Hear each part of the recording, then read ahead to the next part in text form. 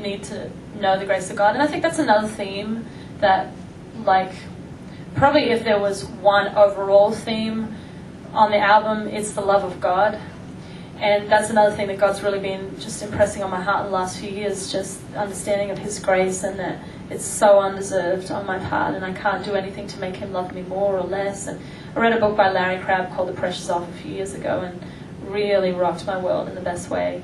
And so I think if there's a theme on this album, it's the love of God, and that everything in the Christian life stems from that knowledge of the love of God, because it's only when we really understand His love for us and then are passionately in love with Him because of that, that we want to please Him, you know? It's like a child that so loves the parent that they want to please Him, and so holiness comes out of that. So really all the elements and all the subjects on this album stem from that theme. If I had one chance to tell you something, it's that you're extravagantly loved by God.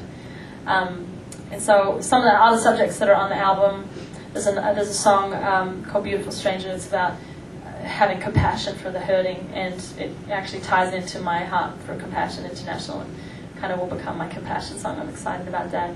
There's another song, which I'll tell you about in a minute, called Lest I Forget, and we're going to sing and play that for you. That's actually a communion song. So really, like, the themes are all very, very about the adventure of the Christian life, and very biblical, but all stemming from the extravagant love of God. So I love that the theme of the album ties into the title. If I had one chance to tell you something, it's your love.